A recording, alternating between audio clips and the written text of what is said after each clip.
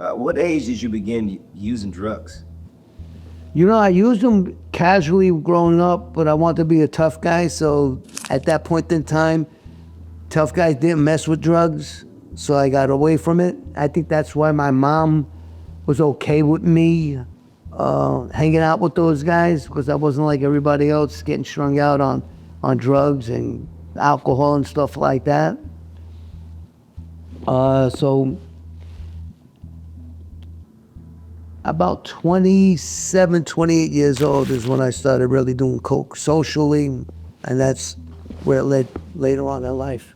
And you started. Yep, I'm imagining just because it was a party lifestyle. That's kind of how you started in the '70s and that. Yes. In the '70s, the And disco era was cocaine. exactly. It's a big thing. And you know who really, there was a movie came out, Superfly.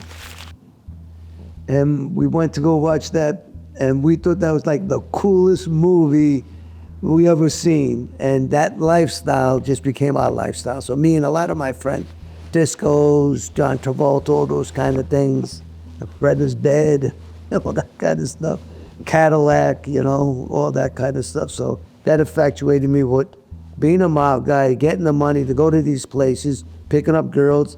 And a lot of times, if you didn't have coke, you weren't getting a girl. Man, it's kind of very much like Tony Montana. Yeah, yeah. Look at Scarface. That was kind of that same time period. No. Cocaine was. Was big. Cocaine was big, yeah. Did the mob and the mafia have a sour look towards just regular powder cocaine, or is it mainly the freebasing, the rock cocaine that they mostly look down upon? When we used the term an addict, usually was heroin, never really coke or anything like that. And crack and freebasing didn't come around until actually Richard Pryor really, broadcasted it when he went on fire from freebasing.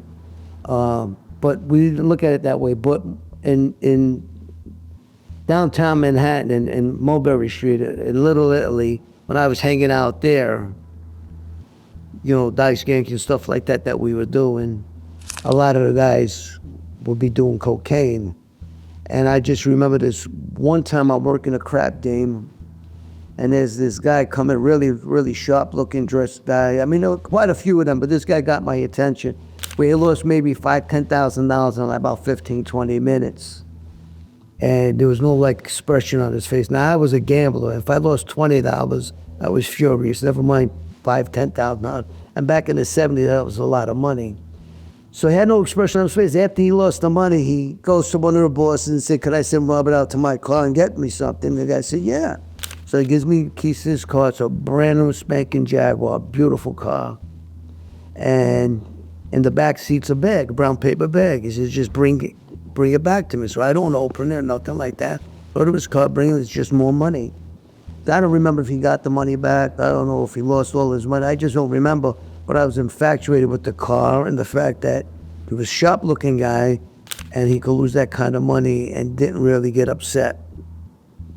So I asked the guys, what does this guy do that he could, and he says, one of the largest, biggest dope dealers in Harlem. So I got involved with, when we say dope, it could have been coke or whatever it is, but drug dealer in Harlem. So at that point in time, I said, okay, that's what I wanted. I want to get that kind of money and stuff like that. So I figured that's the next step up. So I got involved with coke and I started selling it, but then I started doing a lot more than I was selling, and then eventually so freebasing came because the coke was getting real bad, that I was getting high for 2-3 days straight without going home. So freebasing came and I did it once, got high for a little bit, then went home and I said, oh, this is better. I get high for a little bit and go on. Didn't know where it was going to lead, but eventually led to Pratt.